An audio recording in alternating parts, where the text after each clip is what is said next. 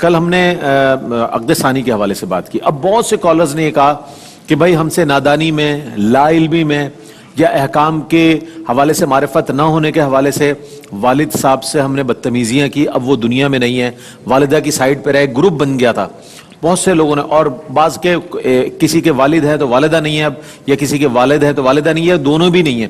تو ایسی صورت میں کیا کیا جائے کہ اس پر ان کو بڑی ندامت ہے، شرمندگی ہے؟ چونکہ ظاہر ہے زوجین کے معاملات ہوتے ہیں، لیکن اولاد جب فریق بن جاتی ہے تو ان سے غلطیاں ہو جاتی ہیں. مفتی صاحب کیا فرمائیے گا؟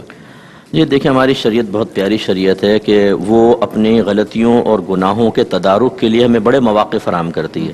تو زندگی میں اگر والدین حیات ہوتے تو پاؤں میں گر کے معافی مانگنی چاہیے تھی، لیکن اگر فوت ہو گئے ہیں تو اس کا اب طریقہ یہ ہے جو حدیثوں کا خلاصہ ہے وہ میں عرض کر رہا ہوں کہ ایک تو ہر جمعے ان کی قبر کی زیارت کریں اگر پاسبل ہو، دعائے بخشش و مغفرت کریں ان کے لیے، اور جی ہاں بالکل والدین کے لیے، اور ان کے لیے ایصال ثواب کریں کثرت سے، اور کوئی بہت بڑا ثواب جاریہ کر دیں.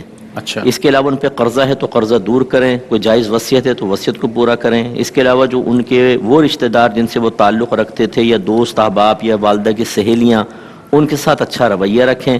تو نبی کریم صلی اللہ علیہ وسلم نے ارشاد فرمایا، خلاصہ یہ ہے کہ اگر یہ زندگی میں نافرمان بھی تھا تو برود قیامت فرما برداروں میں اٹھایا جائے گا. سبحان تو اللہ. یہ لیکن یہ عمل اب کرنا چاہیے ان کو، اور اللہ کی بارگاہ میں اس کے علاوہ توبہ بھی کرنی چاہیے کہ اللہ تعالیٰ مجھے معاف فرما دے، کیونکہ ہر حق العبد کو جو ہم تلف کرتے ہیں تو حق اللہ بھی تلف ہوتا ہے. بالکل، کیونکہ فرما برداری کرنے کا حکم ہے، اللہ کی اطاعت کا حکم ہے.